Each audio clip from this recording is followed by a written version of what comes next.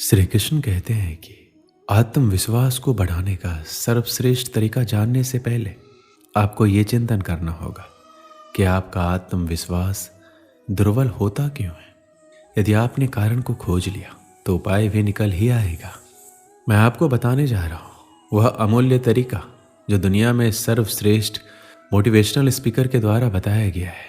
वो motivational speaker हैं स्वयं भगवान श्री कृष्ण, जिन्होंने अवसाद से ग्रसित और युद्ध से विमुख एक महान योद्धा को केवल एक गीत के द्वारा फिर से युद्ध के लिए तैयार कर दिया। सबसे पहले तो आप ये बताइए कि सबसे अधिक आत्मविश्वासी किस उम्र के लोग होते हैं? बच्चे, किशोर, युवा या वृद्ध? मेरे अनुसार बच्चे हमेशा खुश क्यों रहते हैं? क्योंकि वह कोई भी काम करते समय सफलता और असफलता के विषय में विचार नहीं करते। दूसरी बात, वह किसी को प्रभावित करने के लिए कोई काम नहीं करते, ना ही किसी को नाराज करने के लिए। अर्थात बच्चे दूसरों की नज़रों से अपने आप को नहीं देखते। ऐसा बेपरवाह अंदाज आपके अंदर भी था जब आप बच्चे थे, लेकिन उसे आपने गंवा दिया। फिलहाल आप कुछ बनना चाहते हैं, कुछ दिखाना चाहते हैं, प्रशंसा चाहते हैं और अपमान से डरते हैं। इन चीज़ों के अलावा और क्या है जो आपके आत्मविश्वास को कम करती है? जरा सोचिए, एक नन्हे बच्चे को एक मंच पर जाने दीजिए और उससे एक कविता सुनाने को कहिए। वो सुना देगा। उसको परवाह नहीं कि आप उसे कोई महान वक्ता मानेंगे या नहीं। उसे मतलब नहीं कि तालियां कितनी बजाई जाएगी। उसने तो ये भी नहीं सोचा होगा कि इस कविता को सुनाने से मुझे क्या लाभ, क्या हानि होगी। लेकिन आप कोई भी काम या कोई चीज़ की शुरुआत करने से डरते हैं। आत्मविश्वास बढ़ाने के लिए खुद पर यकीन करने का मंत्र जाप कीजिए। आपके आसपास जितने नेगेटिव लोग हैं कहते हैं वो काम तुमसे नहीं हो सकता या वो चीज़ तुम नहीं पा सकते, तो उनसे दूर हो जाइए। और दूर ना हो सके तो उनके नेगेटिव एनर्जी को खुद के पॉजिटिव में बदल डालिए। मुझे कोई अगर कह भी दे कि मैं ये काम नहीं कर सकता तो मैं उसे चैलेंज समझकर अपना लेता हूँ और करके दिखाता हूँ, चाहे इसके लिए कितना भी समय लगे। धैर्य रखना भी एक बहुत ही बड़ा मंत्र है आत्मविश्वास बढ़ाने के लिए। आत्मविश्वास कभी भी पैदा नहीं किया जा सकता।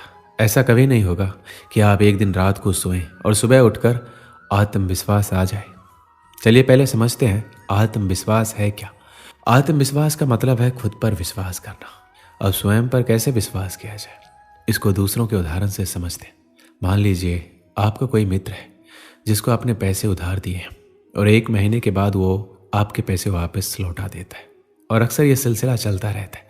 आप उसको पैसे दे भी देते हैं क्योंकि आपको उस पर विश्वास है कि वो लौटा देगा। और इसी तरह हमारा दिमाग एक तरह से उधार लेने वाले बैंक की तरह काम करता है। अगर आपने अपने जीवन में कोई भी रिस्क नहीं लिया और आपको कभी कोई काम में सफलता नहीं मिली तो आप में निश्चित रूप से आत्मविश्वास की कमी होगी, क्योंकि आपके दिमाग को इसकी आदत ही नहीं है। वहीं दूसरी तरफ अगर आपने अपने जीवन में कुछ ऐसे काम कर रखे हो जिनमें आपने सफलता पाई है तो आप में आत्मविश्वास होगा। युवाओं में ये समस्या आम है, लेकिन ये कोई बहुत बड़ी समस्या नहीं है जिसका हल संभव नहीं है। जिस प्रकार रस्सी के आने जाने से कठोर पत्थर पर भी निशान पड़ जाते हैं, उसी प्रकार बार बार अभ्यास करने पर भी मूर्ख व्यक्ति भी एक दिन कुशलता प्राप्त कर लेता है। निरंतर अभ्यास कुशल व्यक्ति को पूर्णतः पारंगत बना देता है। अभ्यास की आवश्यक शारीरिक और मानसिक दोनों कार्यों में समान रूप से पड़ती है। लोहार, बढ़ई, सुनार, दर्जी, धोबी आदि का अभ्यास साध्य है। दर्जी का पुत्र पहले ही दिन बढ़िया कोट पैंट नहीं सिल सकता। इसी प्रकार कोई भी मैकेनिक इंजीनियर भी अभ्यास के द्वारा ही अपने कार्य में निपुणता प्राप्त करता है। विद्या प्राप्ति के विषय में भी यही बात सत्य है। जिस प्रकार रखे हुए शस्त्र की धार को जंग खा जाती है, उसी प्रकार अभ्यास के अभाव में मनुष्य का ज्ञान कुंठित हो जाता है और विद्या नष्ट हो जाती है। अभ्यास के बल पर मनुष्यों ने विशेष सफलता पाई।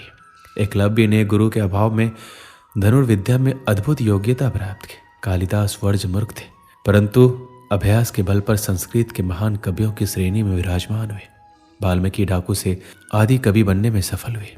ये तो स्पष्ट हो चुका है कि अभ्यास सफलता की कुंजी है, परंतु अभ्यास के कुछ नियम है। अभ्यास निरंतर नियम पूर्वक और समय सीमा में होना चाहिए। यदि एक पहलवान एक दिन में 1000 दंड निकाले और 10 दिन तक एक भी दंड ना निकाले तो इससे कोई लाभ नहीं होगा।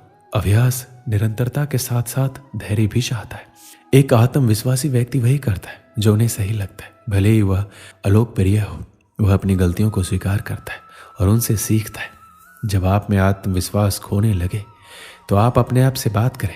आप कभी भी आत्मविश्वास महसूस नहीं करेंगे यदि अगर आपके दिमाग में नकारात्मक विचार चल रहे हैं जो आपको बता रही है कि आप अच्छे नहीं हैं। आप आत्मचर्चा के बारे में सोचें, अपने आप से वैसा ही व्यवहार करें जैसा आप अपने अच्छे दोस्त से करेंगे और अपने आप को खुश करें। आप उन चीज़ों के बारे में सोचें जिनमें आप अच्छे। हर किसी के पास ताकत और प्रतिभा होती है। आपकी ताकत क्या है? ये पहचानना कि आप किस में अच्छे हैं और उन चीज़ों पर निर्माण करने की कोशिश करने से आपको अपनी क्षमताओं में विश्वास पैदा करने में मदद मिलेगी। इसके अलावा कुछ ये भी कहते हैं कि आपको उन कमियों पर काम करना चाहिए जिससे आपको वास्तव में डर लगता है। डर लगना सामान्य है, मगर डर कर किसी काम को करना ही नहीं है। ऐसा सोचकर छोड़ देना उचित नहीं है। यह आपके आत्मविश्वास पर नकारात्मक प्रभाव डालता है। इसलिए ऐसा काम करना चाहिए जो आपको हर दिन डराता हो। किसी और की मदद करना अक्सर हमें अपने बारे में भूलने और हमारे पास जो कुछ भी है उसके लिए आभारी महसूस कराने में सक्षम बनाता है। जब आप किसी और के लिए कुछ अलग करने में सक्षम होते हैं तो अपनी खुद की कमजोरियों पर ध्यान केंद्रित करने के बजाय स्वयं को सलाह देने, सहायता करने या सिखाने के लिए स्वयं सेवक बनिए और आप देखेंगे कि इस प्रक्रिया में आपका आत्मविश्वास अपने आप बढ़ेगा। एक बार की बात है, एक युवक ने स्नातक की पढ़ाई पूरी की। उसमें स्वाभिमान कूट कूट कर भरा था। उसने विश्वविद्यालय की शिक्षा भी अपने श्रम और मेहनत से पैसे जुटाकर पूरी की, लेकिन अब उसके पास कुछ भी पूंजी शेष नहीं थी। पढ़ाई करने के बाद बाहर नौकरी खोजने गया। कई महीनों तक उसे नौकरी नहीं मिली। वह निराश हो गया। पैसे खत्म हो जाने के कारण उसे 2 दिन से खाना भी नहीं मिल पाया था। किराया ना देने की वजह से उसे अपना कमरा भी छोड़ देना पड़ा। अब वह रात में पार्क की बेंच पर सोने लगा। उसे निराशा ने घेर लिया था और उसे अपना जीवन बेकार लगने लगा। वह नौकरी ढूंढने के लिए जहां भी जाता उसे नौकरी नहीं मिलती। अंत में उसने निराश होकर नौकरी ढूंढना ही छोड़ दिया। उसे लगा कि उसके जीवन में अब प्रकाश की एक किरण भी नहीं बची। अब उसके कपड़े भी फटने लग गए थे। पैसों की कमी, भूख के कारण उसकी दशा बहुत ही बिगड़ती जा रही थी। इस वजह से नौकरी में जाने के लिए इंटरव्यू देने का आत्मविश्वास भी उसके पास नहीं बचा था। काफ़ी कोशिशों के बाद उसे एक रद्दी से होटल में बर्तन मांजने की नौकरी मिली। इससे उसे जैसे तैसे खाने को तो मिलने लगा, लेकिन अब भी उसे सोने के लिए पार्क की बेंच पर ही जाकर सोना पड़ता। वह एक रात अपने भविष्य की चिंता में लेटा हुआ था। अचानक उसे आसमान में लाल मोटे मोटे अक्षरों में लिखा हुआ दिखाई दिया, अपने आप पर विश्वास रखो। वह सारी रात सो नहीं सका और व्याकुलता से सुबह होने की प्रतीक्षा करने लगा। सुबह होते ही उसने अपने मन में वह पुनः बात दोहराई, अपने आप पर विश्वास रखो। वह उठा, नदी किनारे गया। वहां जाकर अच्छे से मुंह हाथ धोया और दाढ़ी बनाई। इसके बाद वह मोची के पास गया और उससे बूट पॉलिश मांगकर अपने जूते चमकाए। इसके बाद वह मन में दृढ़ संकल्प लेकर नौकरी खोजने निकला। अब वह किसी कार्यालय में जाता तो उसका स्वागत होता था, क्योंकि अब वह पहले की तरह नहीं लग रहा था। उसके कपड़े वगैरह तो अच्छे नहीं थे, लेकिन उसके मुंह पर आत्मविश्वास की झलक थी। वह जो कुछ भी कहता उसमें आत्मविश्वास झलकता था। सौभाग्य से उसे नौकरी मिल गई। नौकरी इतनी अच्छी नहीं थी जितना वह चाहता था, लेकिन फिर भी काफ़ी अच्छी थी। सबसे बड़ी बात यह थी, वह अपनी समस्या को सुलझाने में सफल रहा।